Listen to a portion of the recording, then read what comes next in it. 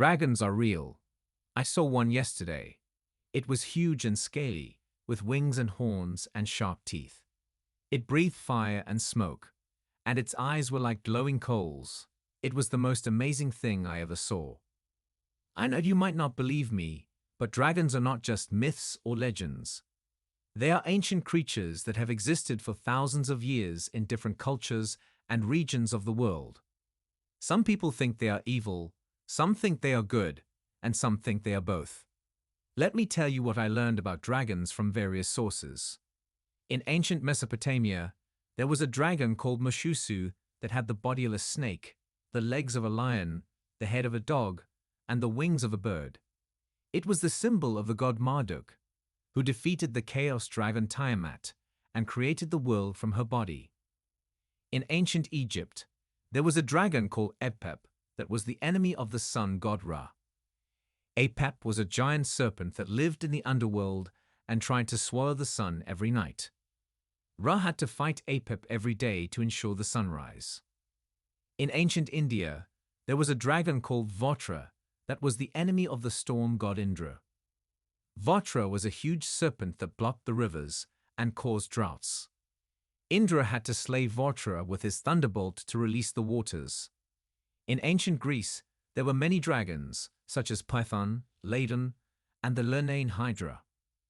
Python was a monstrous snake that guarded the oracle at Delphi until it was killed by Apollo.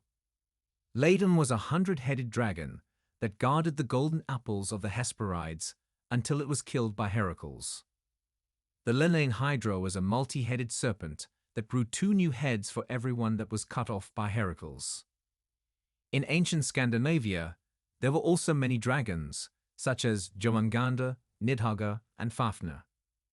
Jomungandr was a colossal sea serpent that encircled the world and bit its own tail. Nidhogg was a dragon that gnawed at the roots of Yggdrasil, the world tree.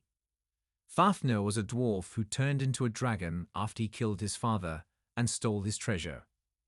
In medieval Europe, dragons were usually depicted as winged, horned, and fire-breathing creatures that terrorized people and animals.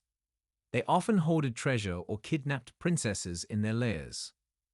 Many stories tell of brave knights who fought and killed dragons, such as Saint George, Beowulf, and Siegfried.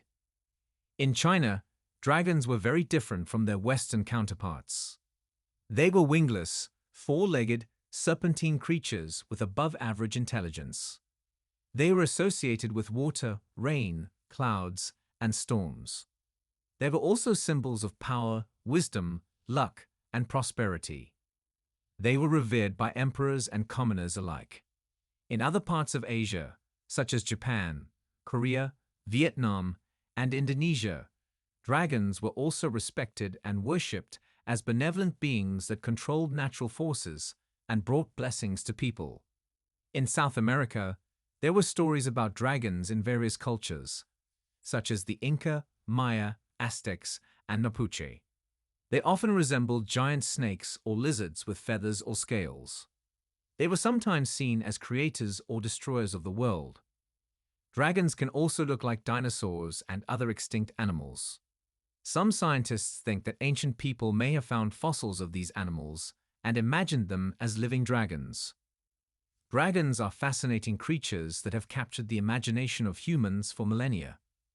They have inspired countless stories, artworks, movies, games, and more. They are part of our collective heritage and culture. I hope you enjoyed this story about dragons as much as I did writing it. Subscribe for more. See you in the next video.